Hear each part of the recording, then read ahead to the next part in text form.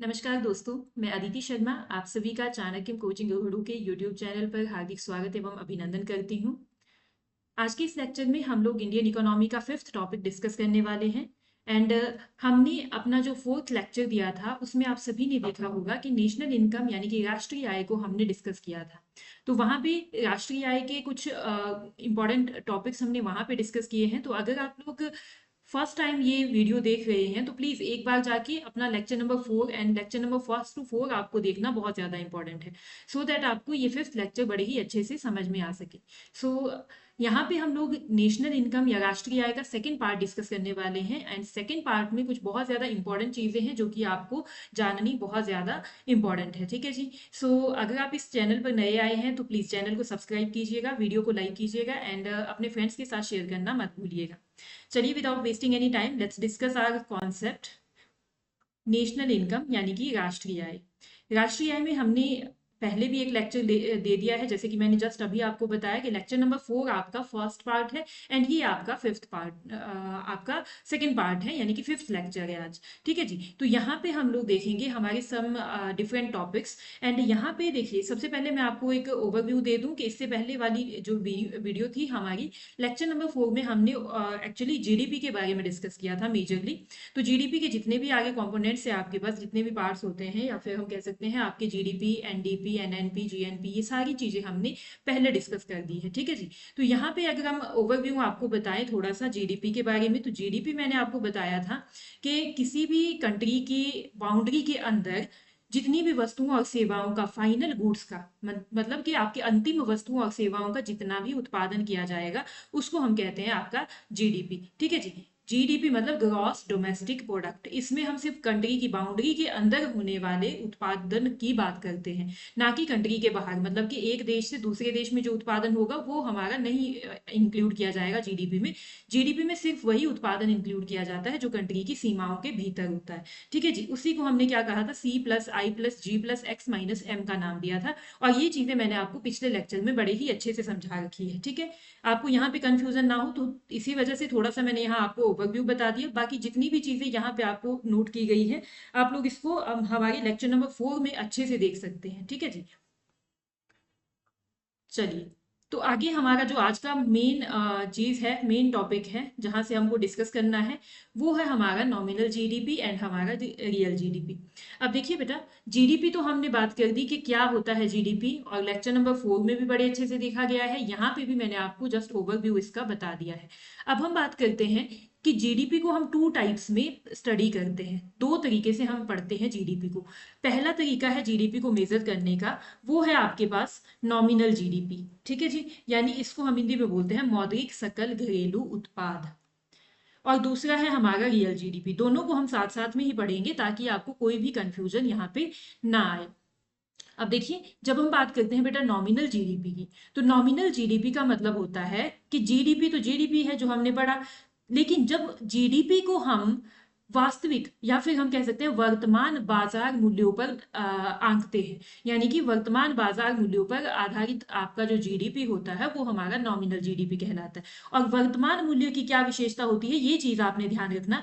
जब भी हम बात करते हैं बेटा करंट प्राइस की या फिर वर्तमान मूल्य की, उसका मतलब है इस मूल्य में आपके पास इन्फ्लेशन रेट ऐड रहता है।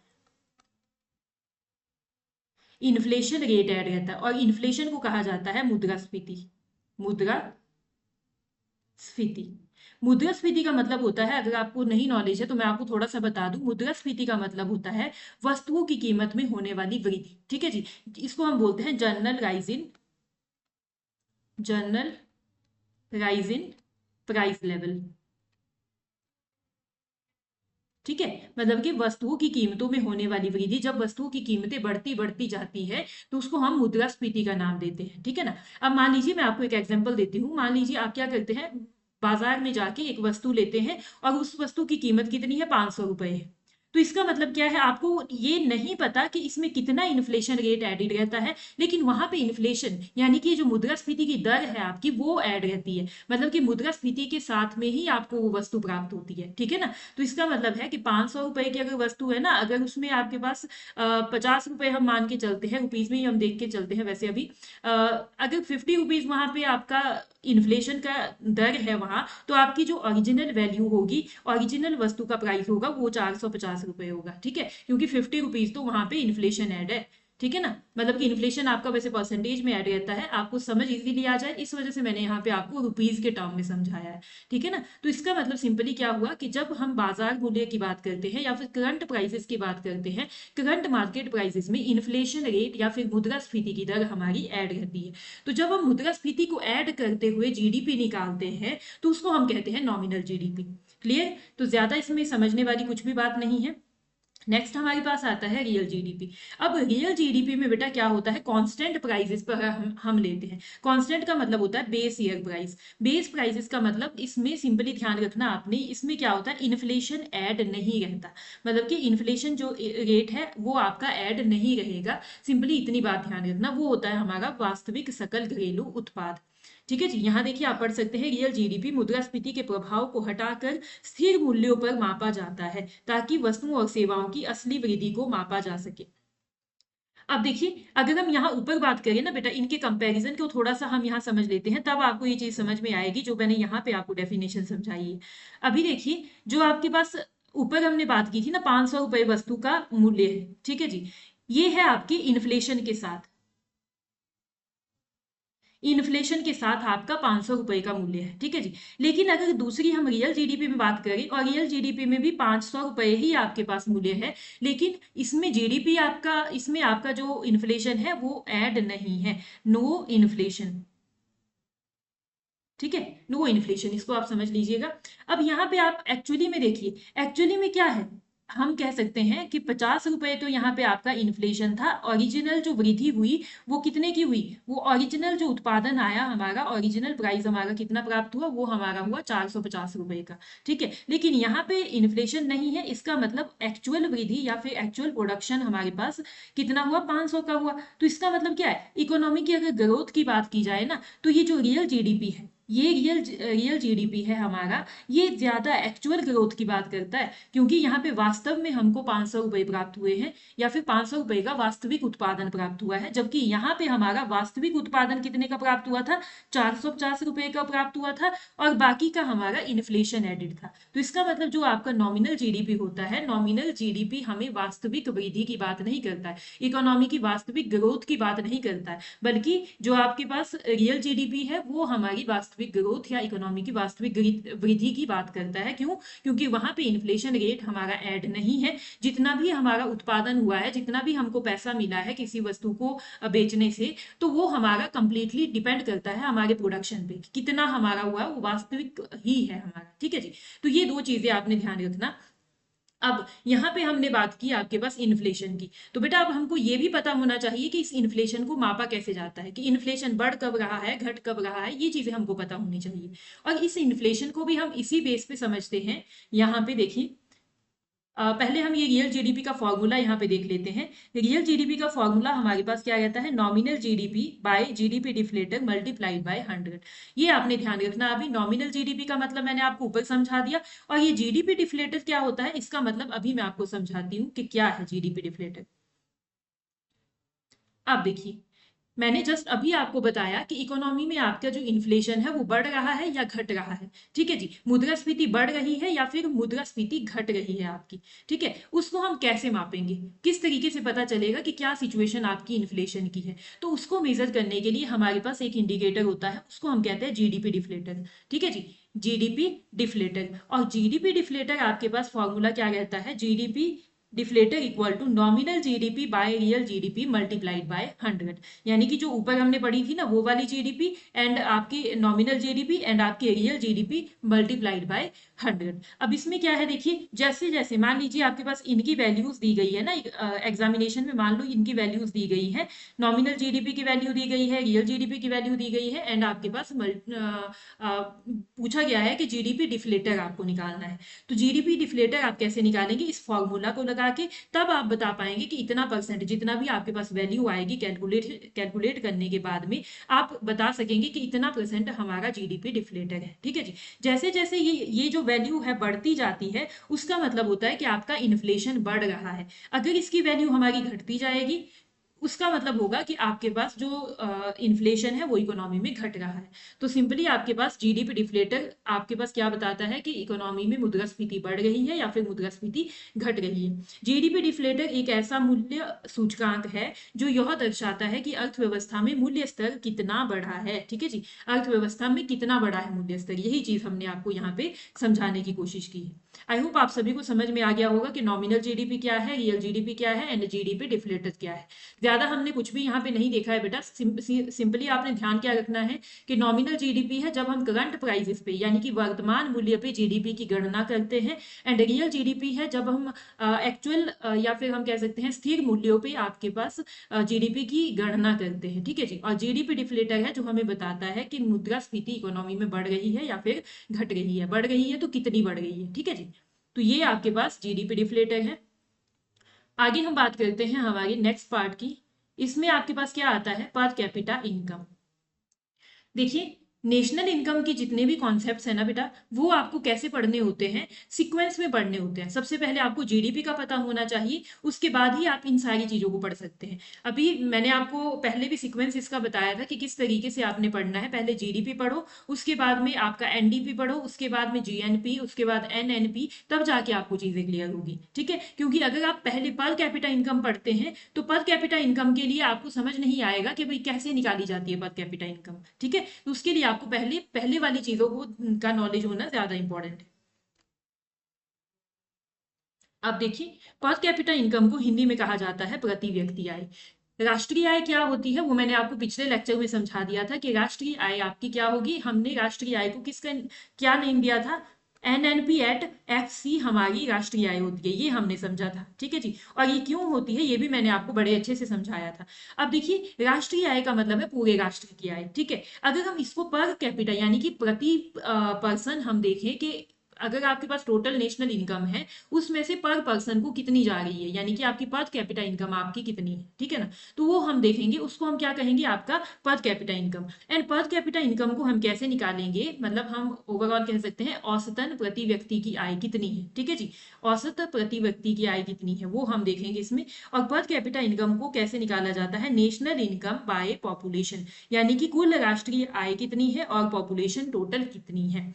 अब देखिए, एक छोटा सा एग्जांपल मैं आपको देती हूँ यहाँ पे। अगर मान लीजिए ना आपके पास में 1000 रुपीज है, 1000 रुपीज है, और आपके पास में 10 पर्सन है, 10 लोग हैं, और आपके 1000 रुपीज है। ठीक है जी। तो इन 1000 रुपीज को 10 लोगों में कैसे बांटा जाएगा, तो सिंपली हम क्या करेंगे, 1000/10 ऐसे करेंगे ना। ये जब इसको हम कैलकुलेट करते हैं तो सिंपली आपके पास क्या आएगा, 100 मतलब कि हर एक पर्सन को 100 रुपीज जाएंगे, तब जाके हमारे 10 पर्सन को टोटल जाएंगे आपके 1000 रुपीज। वैसे ही सिस्टम सेम है यहाँ हमारा नेशनल इनकम में आता है कि मान लीजिए यही चीज है हमारी, अगर हम यहाँ पे 1000, ये 1000 मान के चल गए ना, अगर ये 1000 हमारी नेशनल इनकम है और इकोनॉमी में लोग सिर्फ 10 है, वैसे तो 10 नहीं है, जितना भी होगा आपका उस हिसाब से आपने कैलकुलेशन लगानी है, लेकिन आपको कॉन्सेप्ट समझ आ जाए इस वजह से मैं छोटा सा एग्जांपल दे रही हूँ आपको। ठीक है, मान लीजिए नेशनल इनकम आपकी 1000 रुपए है और लोग आपके सिर्फ 10 है, तो इस 1000 को 10 में कैसे बांटा जाएगा, 1000 मल्टी बाय आपके डिवाइडेड बाय 10। तो इट मीन्स यहाँ पे प्रति व्यक्ति आय कितनी आएगी, 100 रुपए प्रति व्यक्ति आय आएगी। ठीक है जी। तो ये है कॉन्सेप्ट आपका प्रति व्यक्ति आय का, कि प्रति व्यक्ति आय एक देश की कुल राष्ट्रीय आय को उसकी जनसंख्या से विभाजित करके प्राप्त होती है। बस सिंपल सी चीज है। और नेशनल इनकम क्या है वो मैंने आपको पिछले लेक्चर में समझा दिया था बड़े अच्छे से। चलिए नेक्स्ट हम देखते हैं हमारा, नेक्स्ट है हमारे पास पर्सनल इनकम या फिर व्यक्तिगत आय। व्यक्तिगत आय बेटा ये जो व्यक्तिगत आय है ना, ये ऐसी आय है जो आपके पास टोटल इनकम पर्सन की होती है, मतलब कि बिना टैक्स दिए हुए। अब मान लीजिए कोई पर्सन है, उसको जितनी भी आय आई, मतलब कि टैक्स देने से पहले, ठीक है ना, टैक्स देने से पहले जितनी भी उसकी इनकम है वो आपकी क्या कहलाएगी, पर्सनल इनकम कहलाएगी। अब देखो मान लीजिए आपकी आय कितनी है, सिंपली हम मान के चलते हैं आपकी आय है 20 लाख रुपए, ठीक है। तो 20 लाख रुपए में अभी आपने टैक्स नहीं काटा है, तो इट मीन्स अगर हम टैक्स से पहले वाली आय की बात करते हैं उसको हम बोलते हैं पर्सनल इनकम, फिर चाहे वो आपकी किसी भी स्रोत से आई हो। अब देखिए क्या क्या इसमें लिया जाएगा, किस तरीके से कैलकुलेशन होगा। यहाँ देखिए कॉर्पोरेट टैक्स यहाँ पे नहीं लिया गया है, यानी कि माइनस किया गया है। ये देखिए पर्सनल इनकम, पीआई का मतलब है पर्सनल इनकम, यानी कि ये व्यक्तिगत आय, equal to national income, NI मतलब national income, national income minus corporate taxes minus undistributed profit plus transfer payments. अब ये तीनों की तीनों चीजें मैं आपको वन बाय वन समझाऊंगी कि यहाँ पे हमने ये क्यों माइनस किए हैं। अब देखिए बेटा, हम बात कर रहे हैं पर्सनल इनकम की। पर्सनल इनकम मतलब जो लोगों के पास एक्चुअली में पैसा है, ठीक है जी। अब नेशनल इनकम में से कॉर्पोरेट टैक्सेस को घटा दिया, क्यों घटा दिया, क्योंकि जो कॉर्पोरेट टैक्सेस होते हैं ना, ये दिए जाते हैं गवर्नमेंट को, मतलब कि फर्म्स या फिर आपके जो उत्पादक होते हैं, कॉर्पोरेट टैक्स देते हैं गवर्नमेंट को, मतलब कि गवर्नमेंट को जमा किए जाते हैं आपके टैक्स। यानी कि टैक्स से मिलने वाली जो इनकम है वो पर्सन को नहीं मिलेगी, पर्सन को या व्यक्तियों को नहीं मिलेगी, किसको मिलेगी, गवर्नमेंट को मिलेगी, ठीक है जी। तो इसका मतलब ये हमारी पर्सनल इनकम में इंक्लूड नहीं होगा। इंक्लूड नहीं होगा तो इसका मतलब ये माइनस हो जाएगा, ठीक है जी, माइनस हो जाएगा ना। वैसे ही अनडिस्ट्रीब्यूटेड प्रॉफिट, अनडिस्ट्रीब्यूटेड प्रॉफिट का मतलब है कि एक उत्पादक के द्वारा ऐसा प्रॉफिट यानी कि ऐसा लाभ जो कि वितरित नहीं किया जाता है, लोगों में डिस्ट्रीब्यूट नहीं किया जाता है, ठीक है जी। मतलब कि एक फर्म है, अगर उसको लाभ मिल रहा है तो उस लाभ को वो अपने पास रखेगा, ठीक है जी। ऐसा लाभ जो उसने सारा का सारा अपने पास रख दिया, लोगों में उसको नहीं बांटा, तो इट मीन्स वो नहीं बांटा, तो इट मीन्स लोगों की आय उससे नहीं बढ़ी। तो इसका मतलब ये किसकी आय का स्रोत हुआ, सिर्फ उत्पादक की आय का हुआ, बाकी लोगों की इनकम का स्रोत ये नहीं हुआ। तो इट मीन्स ये पर्सनल इनकम में ये भी नहीं आएगा, तो इट मीन्स अनडिस्ट्रीब्यूटेड प्रॉफिट भी यहाँ पे माइनस हो जाएगा। नेशनल इनकम में से कॉर्पोरेट टैक्सेस आपके गवर्नमेंट को चले गए, अनडिस्ट्रीब्यूटेड प्रॉफिट आपका फर्म के पास रह गया। अब प्लस प्लस क्या हुआ, ट्रांसफर पेमेंट्स। अब देखिए ट्रांसफर पेमेंट्स का मतलब होता है जैसे आपके पास पेंशन्स, पेंशन्स या फिर स्कॉलरशिप्स, ठीक है। अब ये देखिए ट्रांसफर पेमेंट का मतलब होता है बेटा ऐसी पेमेंट्स जो आपकी वन वे हो सकती है। वन वे का मतलब है कि अगर आपको किसी ने पेमेंट की तो उसको आपको वापस नहीं देना पड़ेगा। अब जैसे पेंशन है ना, गवर्नमेंट के द्वारा पेंशन दी जाती है, जैसे वृद्धावस्था पेंशन है या फिर कोई दूसरी पेंशन है, तो एक बार गवर्नमेंट ने पेंशन दे दी तो हमको वो वापस नहीं देनी पड़ती है, तो उसको हम बोलते हैं ट्रांसफर पेमेंट्स या फिर यूनिलेटरल पेमेंट्स भी हम इनको बोल सकते हैं। तो ये देखिए, अब जिस व्यक्ति को पेंशन मिली उस व्यक्ति की इनकम में भी इजाफा हुआ, इनकम उसकी वृद्धि हो गई, ठीक है। तो इसका मतलब इसको प्लस कर दिया गया, ठीक है जी, प्लस किया गया। क्यों प्लस किया गया, क्योंकि इन पेंशन स्कॉलरशिप आदि से हमारी क्या होती है, पर्सनल इनकम बढ़ती है। अब मान लीजिए कोई स्टूडेंट है, उसको स्कॉलरशिप मिल गई है 10,000 पर मंथ, ठीक है। अब वो 10,000 पर मंथ उसकी इनकम में आएगी ना, वो उस पर डिपेंड करता है वो उसको कहाँ खर्च करता है, ठीक है जी। तो इसका मतलब आपकी पर्सनल इनकम में वृद्धि होगी इन चीजों से। इसी वजह से हम क्या करते हैं, इस ट्रांसफर पेमेंट्स को ऐड कर देते हैं। तो आई होप आप सभी को ये चीजें समझ में आ गई होगी कि नेशनल इनकम में से कॉर्पोरेट टैक्सेस हमारे घट गए क्योंकि वो गवर्नमेंट को जाते थे। आपके अनडिस्ट्रीब्यूटेड प्रॉफिट भी घट गए क्योंकि ये फर्म अपने पास रखती है, उत्पादक अपने पास रखता है, और ट्रांसफर पेमेंट्स जो है लोगों तक पहुंचती है, लोगों को दी जाती है, इस वजह से ये आपके पास प्लस हो गई। तो यही चीज आपके पास क्या कहलाएगी, आपकी पर्सनल इनकम कहलाएगी, मतलब कि वो इनकम। अब देखिए यहाँ पे हमने अभी तक क्या किया है, अभी तक हमने टैक्सेस को नहीं काटा, टैक्सेस इन द सेंस कि जो लोगों को टैक्स देने पड़ रही है ना, वो टैक्सेस यहाँ पे एक्सक्लूडेड नहीं है। यहाँ पे अभी सिर्फ कॉर्पोरेट टैक्सेस की बात हुई है, ठीक है जी, जो फर्म चुकाती है, गवर्नमेंट को देती है कॉर्पोरेट टैक्सेस। अब नेक्स्ट हम बात करते हैं, ये देखिए तब आपको दोनों ही कॉन्सेप्ट्स अच्छे से समझ आ जाएंगे साथ में ही, डिस्पोजेबल इनकम की। डिस्पोजेबल इनकम में आपके पास क्या होता है, अभी हमने जो पर्सनल इनकम पढ़ी थी ना बेटा, उसमें आपके पास मैंने बताया था कि अगर आपकी इनकम 20 लाख रुपए है और 20 लाख रुपए में से आपने 5 लाख तो टैक्स देना है, ठीक है ना, 5 लाख रुपए तो टैक्स देना है। इसका मतलब इसका मतलब आपके पास व्यय करने योग्य आय कितनी है, सिर्फ 15 लाख।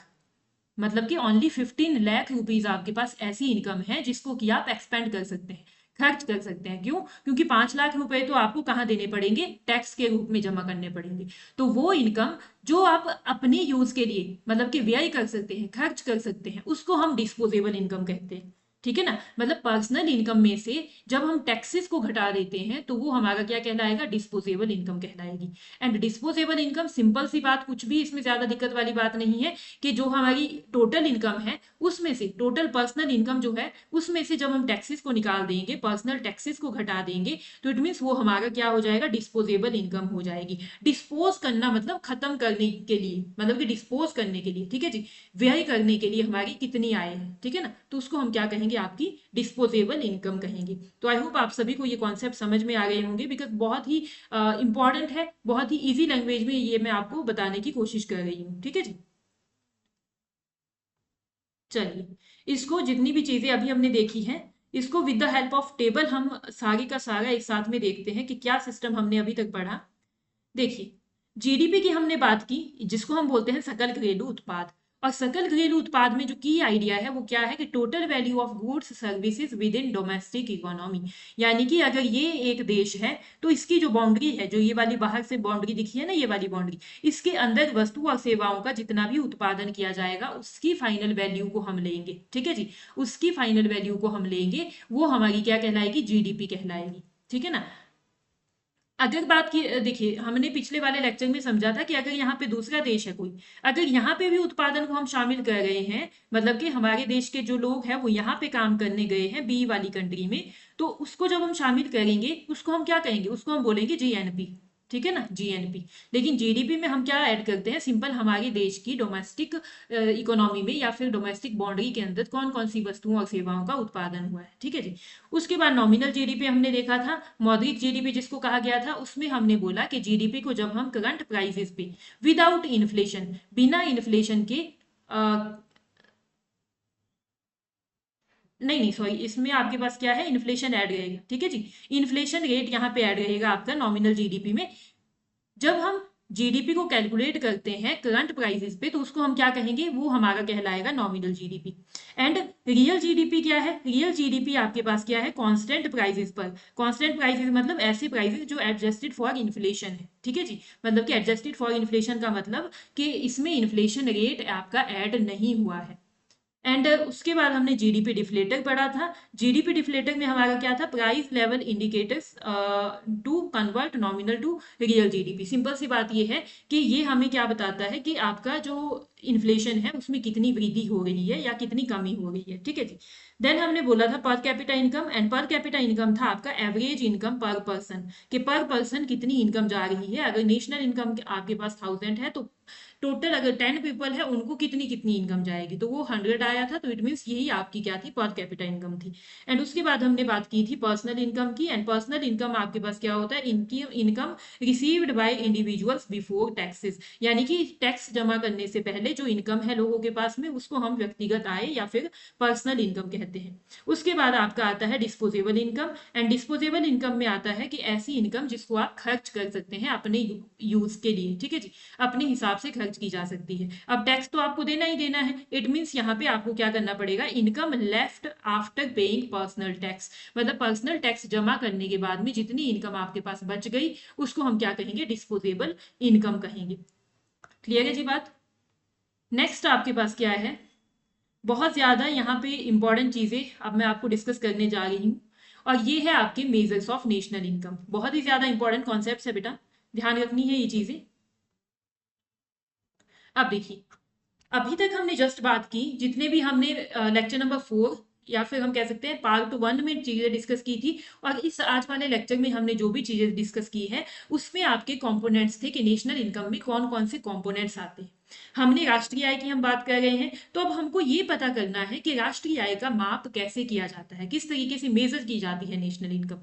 तो उन नेशनल इनकम को मेजर करने के लिए हमारे पास मेनली 3 मेथड्स होते हैं, 3 मेथड्स होते हैं। पहले मेथड का नाम है हमारा इनकम मेथड, इनकम मेथड जिसको हम बोलते हैं आय विधि। ठीक है जी, आय विधि। सेकेंड मेथड का नाम है हमारे पास प्रोडक्शन मेथड।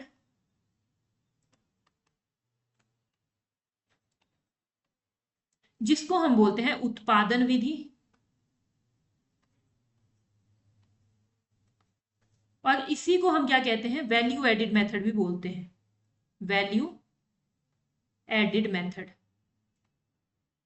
ठीक है जी। और थर्ड मेथड हमारा कौन सा है, थर्ड मेथड है हमारा एक्सपेंडिचर मेथड, एक्सपेंडिचर मेथड, और इसको हम व्यय विधि के नाम से भी जानते हैं, व्यय विधि। ठीक है जी। तो तीन मेथड है, तीनों के तीनों मेथड्स को हम डिटेल में समझेंगे कि कौन कौन सी चीजें यहाँ पे हैं एंड किस तरीके से क्वेश्चंस आपके आ सकते हैं। ठीक है जी। अब यहाँ देखिए, नेशनल इनकम को मेजर करने का वेरी फर्स्ट मेथड है आपके पास इनकम मेथड। और जब हम इनकम मेथड की बात करते हैं बेटा, इनकम मेथड को दिया गया था किसके द्वारा, प्रोफेसर एसी पीगू के द्वारा, एसी पीगू। ठीक है, एसी पीगू के द्वारा इस मेथड को दिया गया था। आप लोग इसको नोट कर दीजिएगा, लिख लीजिएगा। अब सिंपली इनकम की हम बात कर रहे हैं, तो इनकम का मतलब है आपके पास आय, और आय हमने किसकी देखनी है, आपके पास जो ये एसी पीगू है ना, ये बताते हैं कि नेशनल इनकम क्या है जब हम ऑल फैक्टर ऑफ प्रोडक्शन की इनकम को देखते हैं। मतलब कि मैंने आपको बताया था फैक्टर ऑफ प्रोडक्शन हमारी चार तरह के होते हैं, land, labour, capital and entrepreneur, यानी कि भूमि, श्रम, पूंजी और उद्यम। ये हमारे चार है फैक्टर ऑफ प्रोडक्शन। ये मैंने आपको पिछले लेक्चर में समझाया था, और वहां पे मैंने ये भी बताया था कि इनको कौन कौन सी इनकम दी जाती है। जैसे लेबर है, उनको मिलेगी वेजेस, लैंड है, उनको उसको मिलेगा आपका रेंट, एंड आपके पास कैपिटल है, कैपिटल को दिया जाएगा इंटरेस्ट, एंड एंटरप्रेन्योर को मिलेगा प्रॉफिट। तो सिंपल सी बात है कि जो एसी पेगू है वो ये बताते हैं कि जितनी भी ये लैंड के लिए मिल रहा आपका रेंट है, रेंट, वेजेस, प्रॉफिट और इंटरेस्ट, इनको जब हम मिला लेंगे, मतलब कि फैक्टर ऑफ प्रोडक्शन की जो टोटल इनकम है वही हमारी नेशनल इनकम कहलाती है। सिंपल सी चीज है, कुछ भी कंफ्यूजन इसमें नहीं है। इन्होंने बताया कि फैक्टर ऑफ प्रोडक्शन को मिलने वाली जितनी भी इनकम होगी वही हमारी नेशनल इनकम होगी। क्योंकि नेशन में क्या होता है, नेशन में आपके पास क्या होता है, वस्तुओं और सेवाओं का उत्पादन कौन करते हैं, आपकी यही करते हैं ना। या तो लैंड के ऊपर किया जाएगा काम, या तो लेबर का यूज किया जाएगा, या तो कैपिटल से यूज किया जाएगा, मशीनरियों से यूज किया जाएगा। तो इट मीन्स जो इनकी इनकम होगी वही हमारी नेशनल इनकम कहलाएगी। अब इसको थोड़ा सा हम डेफिनेशन देख लेते हैं। आय विधि वह विधि है जिसमें राष्ट्रीय आय की गणना सभी व्यक्तियों और संस्थाओं द्वारा एक वर्ष में अर्जित की गई आय, जैसे वेतन, किराया, ब्याज और लाभ को जोड़कर की जाती है। यस, अब देखिए, जितनी भी व्यक्ति है समाज में और संस्थाएं हैं, उन्होंने एक वर्ष में जितनी भी आय प्राप्त की, कहाँ से, वेतन, किराया, ब्याज और लाभ के द्वारा जितनी भी उनको इनकम प्राप्त हुई है, उसको जब हम ऐड कर देंगे उसी को हम क्या कहेंगे, आपका नेशनल इनकम कहेंगे। यही हमारा क्या है, आपका इनकम मेथड है। ठीक है। अब इसमें कई चीजें, कंपोनेंट्स इसके आपने ध्यान रखने हैं कि कौन कौन से कंपोनेंट्स है, आपके एग्जामिनेशन में कंपोनेंट्स ही पूछे जाते हैं। अब देखिए, सबसे पहला कंपोनेंट है compensation of employees. Compensation of employees का मतलब है कि कर्मचारियों को मिलने वाला पारिश्रमिक। पारिश्रमिक का मतलब है कि अगर कोई कर्मचारी है, एम्प्लॉय है, उसने कोई काम किया है तो उसके बदले में उसको क्या मिलता है, उसके बदले में उसको वेजेस मिलती है, सैलरी दी जाती है, बोनस वगैरह दिए जाते हैं। तो इट मीन्स ये आपका ऐड होगा। क्यों? क्योंकि वो आपकी इनकम है। किसकी इनकम है? एम्प्लॉय की इनकम है। ठीक है जी। उसके बाद रेंट है, रेंट तो आपका डेफिनेटली ऐड होगा क्योंकि ये इनकम है लैंड के लिए। ठीक है। और उसके बाद इंटरेस्ट भी ऐड होगा क्योंकि इंटरेस्ट इनकम होती है कैपिटल की। मैंने जब आपको पिछले लेक्चर में समझाया था कि फैक्टर ऑफ प्रोडक्शन कौन कौन से होते हैं, उसी टाइम मैंने आपको बता दिया था कि इनकी इनकम कौन कौन सी होती है। वहां पे मैंने क्लियरली बताया था कि रेंट के लिए आपके पास, सॉरी, लैंड के लिए आपके पास रेंट दिया जाता है, और कैपिटल के लिए इंटरेस्ट दिया जाता है, और एंटरप्रेन्योर को क्या मिलता है, प्रॉफिट मिलता है, यानी कि लाभ मिलता है। तो ये जो इनकम्स है ये आपके पास इसमें ऐड होगी। एंड साथ ही साथ में मिक्स्ड इनकम, यानी कि मिश्रित आय। मिश्रित आय का मतलब है आपका income of self employed like small shopkeepers, farmers etcetera. मान लीजिए कोई व्यक्ति है जो काम कर रहा है, आपके कोई एम्प्लॉय है, ठीक है जी, या फिर हम कह सकते हैं कि एज अ लेबर काम कर रहा है, ये भी हम मान के चल सकते हैं। अब लेबर एज अ एम्प्लॉय या लेबर काम कर रहा है तो उसको क्या मिलेगी, वेजेस मिलेगी या सैलरी मिलेगी। ठीक है, दोनों ही चीजें आपको मिल सकती हैं। लेकिन अब साथ साथ में यहाँ पे मिक्स्ड इनकम की क्या बात की गई है कि अब यही पर्सन है जो साथ में कोई दुकान भी चला रहा है, ठीक है जी, तो वो शॉप शॉप से जो उसको इनकम आएगी वो भी आपकी इनकम इंक्लूड की जाएगी आपकी इनकम मेथड में। इसको बोलते हैं मिक्स्ड इनकम, या फिर mixed income of self employed, यानी कि जो अपना खुद का बिजनेस कर रहे हैं, जैसे कि छोटे शॉपकीपर्स वगैरह हैं, छोटे फार्मर्स हैं, जो उनको वहां से इनकम प्राप्त हो रही है, वो भी हमारी किस में ऐड होगी, आपकी नेशनल इनकम में ऐड होगी, यानी कि इनकम मेथड में ऐड होगी। अब अब देखिए कंबाइंडली हम इनको सबको कंबाइंड करके इसका फॉर्मूला निकाले तो फॉर्मूला हमारे पास क्या बनता है आपका एनएनपी एट एफसी। मैंने आपको बताया था कि NNP at FC is nothing but are national income. National income राष्ट्रीय आय को ही एनएनपी एट एफसी कहा जाता है। ठीक है जी। अब इसमें क्या है हमारे पास सारे के सारे कंपोनेंट्स ऐड होंगे, जैसे कि compensation of employees plus rent plus interest plus profit plus mixed income. It means ये हमारा क्या बन जाएगा, इनकम मेथड का फॉर्मूला बन जाएगा।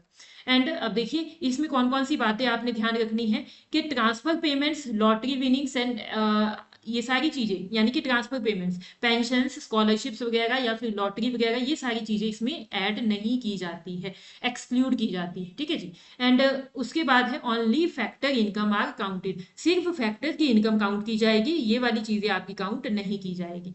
ठीक है जी। तो ये चीजें आपके पास क्या कहलाएगी, आपकी इनकम मेथड के अंदर आएगी। आई होप आप सभी को इनकम मेथड समझ में आ गया होगा कि क्या है इनकम मेथड, किस तरीके से काम करता है और किसने दिया था। सिंपल सी बात है, इनकम मेथड में हम सिर्फ फैक्टर ऑफ प्रोडक्शन की इनकम को लेंगे, उसके अलावा जो मिक्स्ड इनकम है सेल्फ एम्प्लॉयड की उसको लेंगे। ठीक है जी। और एसी पिगू के द्वारा ये कॉन्सेप्ट आपके पास दिया गया था, इसमें ट्रांसफर पेमेंट्स वगैरह को नहीं लिया जाता है।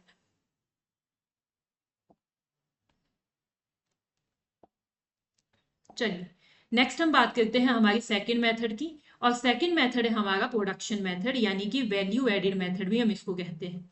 और जो बेटा प्रोडक्शन मेथड है ये आपके पास दिया गया था किसके द्वारा, डॉक्टर मार्शल के द्वारा। डॉक्टर मार्शल के द्वारा ये प्रोडक्शन मेथड दिया गया था। और जो ये डॉक्टर मार्शल है, मैंने आपको बताया था इनकी फेमस बुक है principles of economics. Principles of economics, ठीक है जी, जो कि 1890 में आई थी। और ये जो डॉक्टर मार्शल है इनका नेम एसोसिएटेड है, बहुत इंपॉर्टेंट चीजें इन्होंने दी है इकोनॉमी में। डिमांड का कॉन्सेप्ट, सप्लाई का कॉन्सेप्ट, इलास्टिसिटी ऑफ डिमांड का कॉन्सेप्ट यानी कि मांग की लोच का कॉन्सेप्ट, ये सारी महत्वपूर्ण जो कॉन्सेप्ट्स है वो किसने दिए थे, डॉक्टर मार्शल ने दिए थे। और अगर हम इनको एज एन इकोनॉमिस्ट थियोरी के रूप में हम बोले कि कहाँ पे इनके विचार आते हैं, तो इनको हम कहते हैं नियो क्लासिकल इकोनॉमिस्ट। ठीक है, neo classical economist. Neo classical economist ये इसलिए है क्योंकि जो क्लासिकल का टाइम पीरियड था एडम स्मिथ वाले टाइम में, तो जो एडम स्मिथ वगैरह है ना, वो हमारी क्या थे 1776 के टाइम की। ठीक है जी, 1776 के राउंड अबाउट जब उनकी बुक आई थी, तो उसको हम क्या कहते हैं, उनको हम कहते हैं आपके क्लासिकल इकोनॉमिस्ट। ठीक है।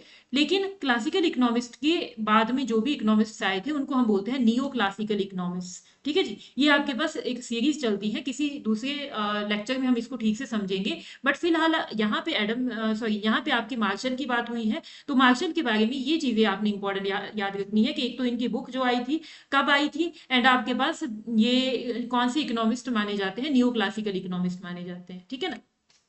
अब देखिए आपके पास जो ये उत्पादन विधि है ना बेटा, उत्पादन विधि में क्या कहा जाता है कि एक देश में अंतिम वस्तुओं और सेवाओं का जो कुल उत्पादन किया जाएगा, ठीक है, अंतिम वस्तुओं और सेवाओं का कुल उत्पादन किया जाएगा, उसको हम नेशनल इनकम का पार्ट मानेंगे, नेशनल इनकम मानेंगे। ठीक है जी।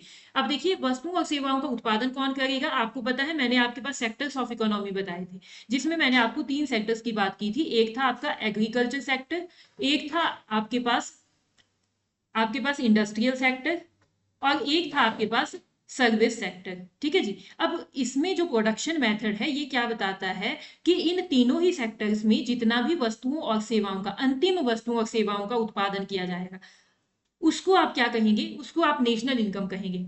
अब देखिए अंतिम वस्तुएं और सेवाएं, मैंने जब आपको सेक्टर्स का सिस्टम पढ़ाया था कि किस तरीके से सेक्टर्स काम करते हैं, तो मैंने वहां आपको बताई थी 2 चीजें। एक होती है आपकी अंतिम वस्तुएं,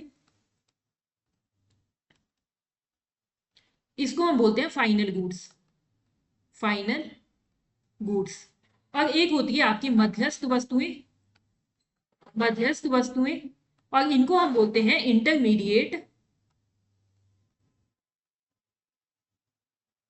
इंटरमीडिएट गुड्स।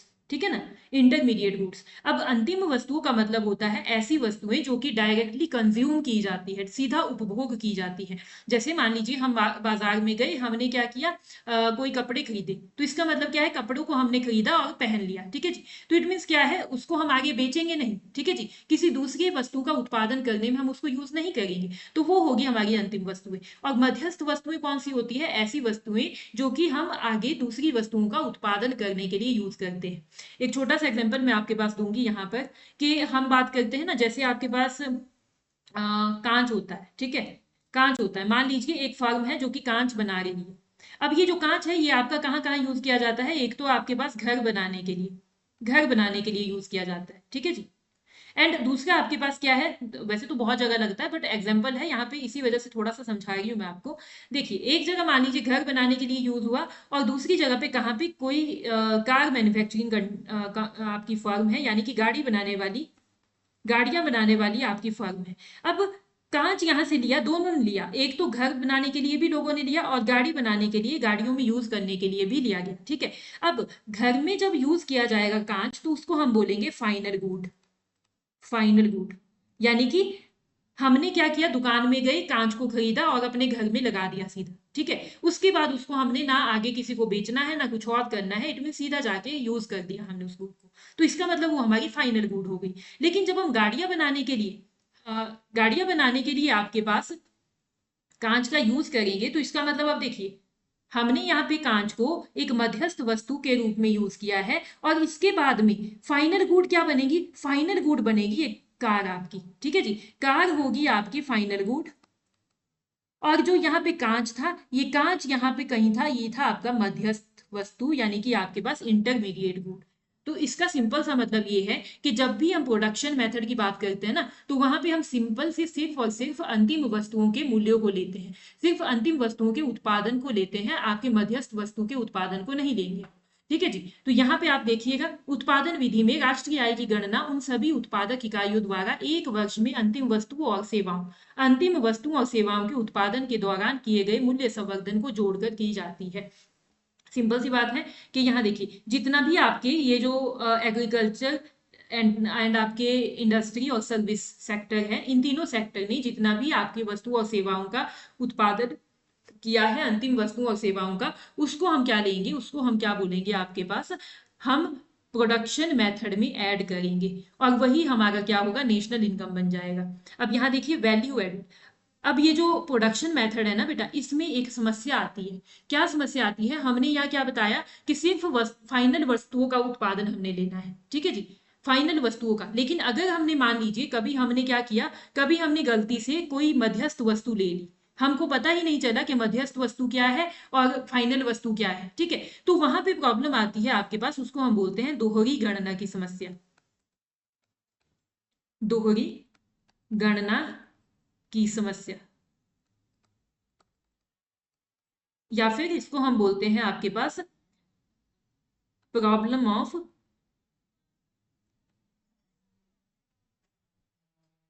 डबल काउंटिंग,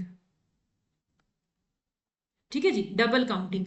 मतलब कि एक वस्तु है, जैसे यहाँ ये कांच है, इसकी मूल्य हमने पहले भी ऐड कर दिया और बाद में भी ऐड कर दिया, मतलब कि एज अ इंटरमीडिएट गुड भी इसका मूल्य ऐड हो गया, और आपके फाइनल गुड के रूप में भी इसका मूल्य ऐड हो गया। तो इसका मतलब यहाँ पे दो दो बार मूल्य ऐड हो गया एक ही वस्तु का, ठीक है जी। तो इसका मतलब क्या है, नेशनल इनकम हमारी सही नहीं आएगी वहां पे। तो इसी वजह से हम क्या करते हैं, इस दोहरी गणना की समस्या से बचने के लिए हम क्या करते हैं, ये मान के चलते हैं कि जो हमारा वैल्यू एडिड है ना, वो कितना होगा, आउटपुट वैल्यू, यानी कि final goods minus intermediate consumption, कि आपके अंतिम उत्पाद माइनस आपका मध्यवर्ती उपभोग। तो इसको हम लेते हैं कि भाई हमने क्या कर दिया, पहले ही मध्यवर्ती उपभोग को माइनस कर दिया, और बाकी जो बचा वो तो आपका फाइनली उपभोग होगा वैसे भी, ठीक है जी। तो ये हमारा क्या है, आपका वैल्यू एडेड कहलाएगा। वैल्यू एडेड सिंपल सी बात है, आपके पास क्या है, जितनी भी नई वैल्यू ऐड की गई है इकोनॉमी में, सिर्फ फाइनल गुड्स एंड सर्विसेज की, सिर्फ फाइनल गुड्स एंड सर्विसेज कैसे दी जाएगी, जब हम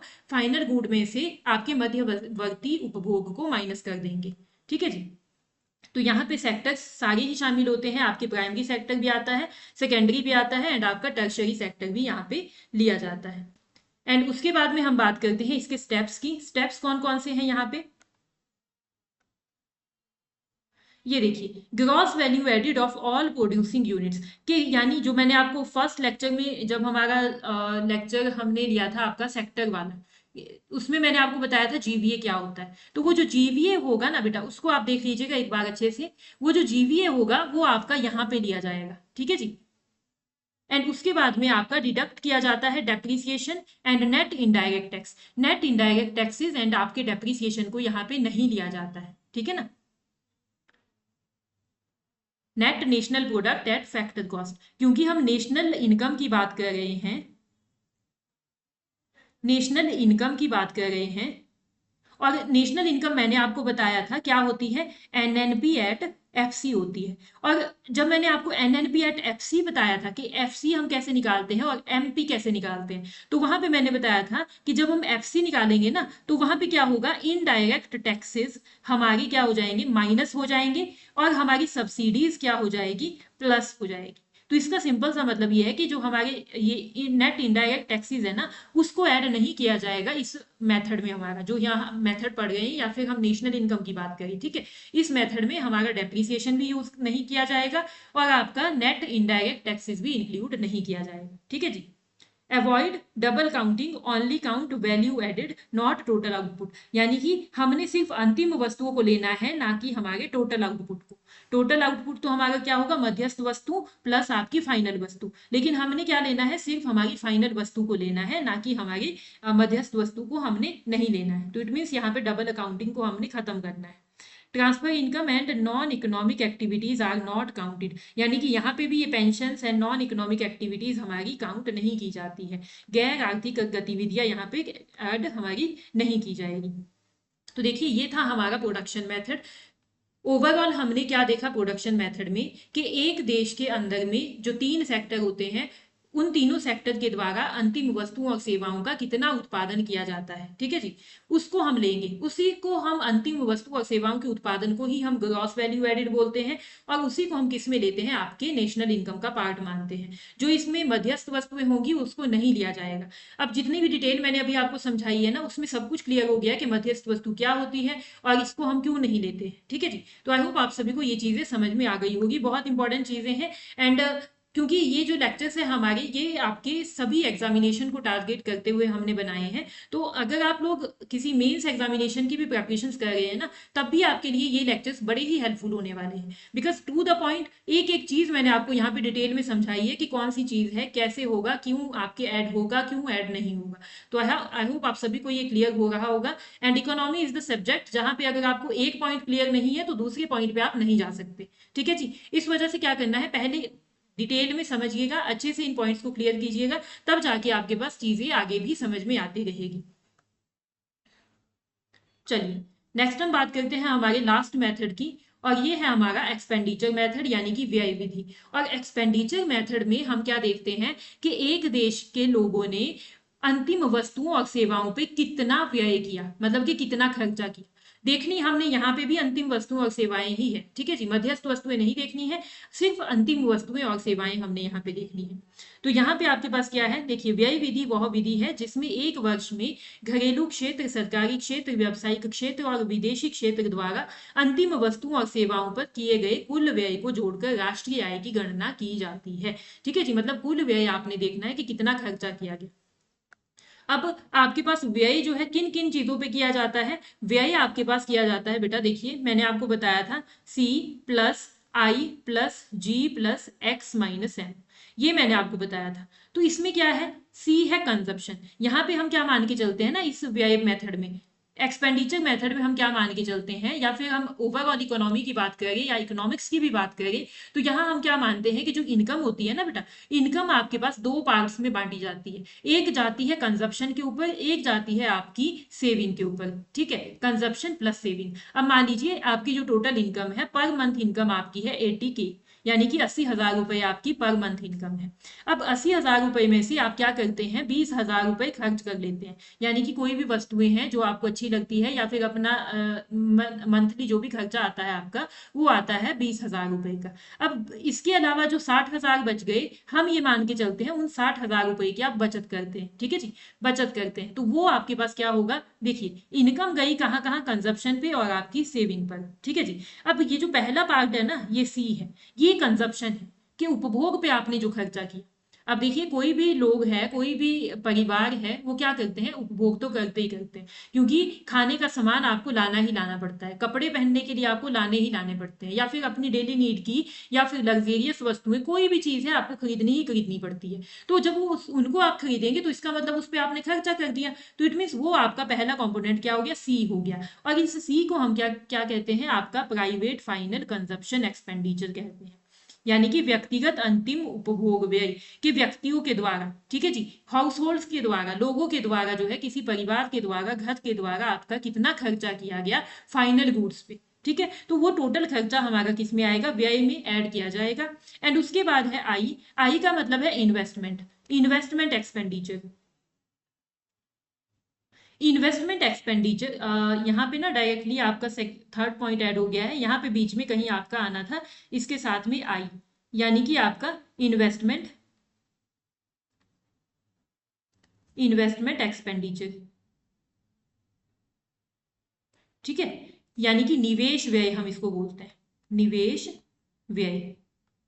और निवेश व्यय का मतलब क्या होता है, निवेश का मतलब होता है कि जब हम किसी अपने पैसे को कहीं पे ऐसी जगह पे खर्च करते हैं ना, जिससे बाद में हमको रिटर्न मिलते हैं। रिटर्न का मतलब होता है कि बाद में हमको पैसा वापस मिलता है। जैसे मान लीजिए आपने कहीं पे कोई बिल्डिंग बना दी, तो बिल्डिंग बनाने से आपका क्या होगा, बाद में आपको वहां से किराया आएगा, तो इट मीन्स वो आपने इन्वेस्टमेंट कर दिया पैसों का, ठीक है जी। तो इसका मतलब क्या है, वहां पे भी आपने खर्चा कर दिया, इन्वेस्टमेंट पे भी आपका व्यय हो गया। तो इट मीन्स सी आ गया, आई आ गया, प्लस जी, जी का मतलब है गवर्नमेंट के द्वारा किया गया खर्चा। गवर्नमेंट किस पे खर्च करती है, व्यय करती है आपकी पब्लिक सेक्टर की कम्युनिटीज पे। पब्लिक सेक्टर के मतलब जैसे आपके हॉस्पिटल्स हो गए, आपकी एजुकेशन फैसिलिटीज हो गई, तो शिक्षा या फिर आपकी सुरक्षा, यानी कि आपके नेशनल डिफेंस, इन सभी पे किया गया जो व्यय है वो गवर्नमेंट के द्वारा किया जाता है। लेकिन है तो वो भी व्यय है ना, है तो खर्चा है, उसको लेना तो हमने है ही है। तो इट मीन्स इसमें क्या आएगा, आपका जो जी है वो भी ऐड किया जाएगा, यानी कि जो गवर्नमेंट खर्च करती है, व्यय करती है, वो भी हमारा नेशनल इनकम में ऐड किया जाएगा,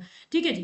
प्लस आपके पास x minus m, x minus m वही जो मैंने आपको पिछले लेक्चर में बताया था कि एक्सपोर्ट माइनस इंपोर्ट होता है हमारा शुद्ध एक्सपोर्ट, यानी कि शुद्ध निर्यात, नेट एक्सपोर्ट। तो इट मीन्स ये भी आपके पास किस में ऐड किया जाएगा, आपके इस व्यय विधि में ऐड किया जाएगा। आप देखिए बहुत सारी चीजें हमने यहाँ पे देख ली हैं कि यस, कैपिटल फॉर्मेशन, ये जो सेकंड वाला पॉइंट मैंने यहाँ लिखा है ना, ये यही पॉइंट है ये आपका, कि कैपिटल वस्तुओं पे, पूंजीगत वस्तुओं पे जब हम खर्च करते हैं तो उसको हम बोलते हैं इन्वेस्टमेंट करना। अब पूंजीगत वस्तुएं कौन सी होती है, जैसे मैंने आपको बिल्डिंग का एग्जाम्पल दिया, बिल्डिंग आपकी पूंजीगत वस्तु है। कोई मशीन आपने ला ली, मशीन आपने ला ली, कोई भी हम मशीन लाते हैं तो उसका क्या होता है, उससे हम यूज करते हैं उस मशीन को। तो इट मीन्स क्या है, उस मशीन का जब यूज किया जाएगा तो उससे हमको पैसा वापस मिलेगा, ठीक है ना। तो इट मीन्स ये हमारे कैपिटल गुड्स होंगे, और कैपिटल गुड्स पे होने वाला व्यय भी हमारा ऐड किया जाएगा, ठीक है ना। उसको ही हम क्या बोलते हैं, आपका इन्वेस्टमेंट एक्सपेंडिचर बोलते हैं। एंड साथ ही साथ में आपका नेट एक्सपोर्ट आएगा। तो जब हम इन सबको कैलकुलेट करेंगे, इसमें आपके पास क्या आएगा, यही चीज जो मैंने ऊपर आपको बताया कि सी प्लस आई प्लस जी प्लस एक्स माइनस एम आएगा, minus depreciation minus net indirect taxes. और ये दोनों चीजें क्यों माइनस हुई है, ये तो सिंपल सी बात है, क्योंकि N N P at F C में हम क्या लेते हैं, आपका ये नेट इनडायरेक्ट टैक्सेस आदि को, डेप्रिसिएशन आदि को यहाँ पे ऐड नहीं करेंगे, ठीक है जी। तो ये चीज आपके पास क्या है, आपका आपका सिंपली व्यय विधि। एंड व्यय विधि में आपके पास क्या है, इंपॉर्टेंट पॉइंट्स है ध्यान रखने वाले, कि only final goods and services are included, कि सिर्फ फाइनल गुड्स एंड सर्विसेज को इंक्लूड किया जाएगा। Intermediate goods are excluded to prevent double counting, मतलब कि आपका इंटरमीडिएट गुड्स को हम नहीं लेंगे, क्यों नहीं लेंगे, ताकि दोहरी गणना की समस्या यहाँ पे ना आ सके, डबल अकाउंटिंग की प्रॉब्लम यहाँ पे हमारी ना आ सके, ठीक है जी। तो यहाँ पे हम एक सिंपल से टेबल के थ्रू इसको समझने की कोशिश करते हैं कि तीनों के तीनों मेथड्स में हमने क्या पढ़ा है। देखिए फर्स्ट वाला जो मेथड है इनकम मेथड है, ठीक है, इसमें income of factor of production को लिया जाएगा। सेकंड में आपके पास क्या है, वैल्यू एडेड को लिया जाएगा। थर्ड में फाइनल एक्सपेंडिचर को लिया जाएगा, मतलब कि व्यय को लिया जाएगा। उसके बाद आपके पास यहाँ पे क्या है, मिक्स्ड इनकम स्पेंडिंग लिया जाएगा। Only value added in counting, value added add किया जाता है, ओनली फाइनल कंजप्शन को यहाँ पे काउंट किया जाएगा। बात वही है जो हम पहले बता रहे थे। हु अर्न्स इनकम, अब देखिए इनकम मेथड है तो इसमें हमें यही पता चलेगा कि इनकम किसकी बढ़ी, फैक्टर ऑफ प्रोडक्शन की बढ़ी। तो इट मीन्स यहाँ पे हमको इस क्वेश्चन का आंसर मिलता है कि इनकम यहाँ पे किसकी बढ़ गई है। सेकंड वाला है where goods and services are produced, यहाँ पे प्रोडक्शन की बात की जाती है तो सिंपली हम प्रोड्यूस वाली बात करेंगे। एंड उसके बाद है where the income is spend, के इनकम आपकी खर्च कहाँ की जा रही है, यानी कि व्यय विधि है तो इसका मतलब हम ये देखेंगे कि खर्चा आपका कहाँ कहाँ हो रहा है, ठीक है ना। उसके बाद आपके पास क्या है, labour and self employed dominated sector में ये आपकी यूज किए जाते हैं income method. And all sectors primary to tertiary, ये उत्पादन विधि आपके सभी सेक्टर को इंक्लूड करती है, ठीक है ना। अब ये देखो जो हमने इनकम मेथड पढ़ा था ना, इसमें मेजरली हमने क्या लिया था, मेजरली हमने लिया था फैक्टर ऑफ प्रोडक्शन की इनकम को, फैक्टर ऑफ प्रोडक्शन की इनकम को, ठीक है, जिसमें मेन फोकस हमारा था सैलरीज वेजेस वगैरह पे, ठीक है, वेजेस वगैरह पे। तो इसका मतलब ये क्या करता है, सेल्फ एम्प्लॉयड आदि को ये मेजर फोकस करता है। लेकिन जो आपका प्रोडक्शन मेथड है, प्रोडक्शन तो आपके तीनों सेक्टर करते हैं, प्राइमरी सेक्टर भी करता है, सेकेंडरी भी करता है और टर्शियरी भी करता है। तो इसमें तीनों के तीनों सेक्टर्स ऐड किए जाते हैं। और जो ये वाले है एक्सपेंडिचर मेथड है, इसमें गवर्नमेंट पॉलिसी, डिमांड एनालिसिस, ये इस चीज के लिए इंपॉर्टेंट होता है, क्योंकि यहाँ पे हम क्या करते हैं, गवर्नमेंट के द्वारा किए गए खर्च आदि को भी शामिल यहाँ पे किया जाता है। ठीक है जी, तो ये थे हमारे 3 मेथड्स। इसमें हमने देखा कि फर्स्ट मेथड इनकम की बात करता है, सेकंड मेथड हमारा उत्पादन की बात करता है और थर्ड मेथड हमारा एक्सपेंडिचर की बात करता है। तो बहुत ही ज़्यादा डिटेल में मैंने ये चीज़ें आपको बता दी है, मुझे लगता नहीं है कि इसके अलावा कुछ भी इसमें ज़्यादा इंपॉर्टेंट है। सो अगर आप लोगों को ये चीज़ें समझ में आ जाती है तो बहुत ही ज़्यादा अच्छी बात है, बिकॉज हर एक एग्जामिनेशन में आपकी ये कॉन्सेप्ट्स बहुत ज़्यादा हेल्पफुल होने वाले हैं, चाहे आपके कोई प्री के एग्जामिनेशन है चाहे आपके मेंस के एग्जामिनेशन, दोनों के लिए ही आपको बिल्कुल मैंने डिस्क्रिप्टिव वे में समझा दिया है। कोई भी कंफ्यूजन आपको होती है तो आप लोग कमेंट बॉक्स में पूछ सकते हैं। बाकी आज के सेशन में हमको बस इतना ही डिस्कस करना था। वीडियो पसंद आई हो तो प्लीज़ वीडियो को लाइक कीजिएगा, चैनल को सब्सक्राइब कीजिएगा एंड शेयर करना मत भूलिएगा। Thank you so much and have a great day.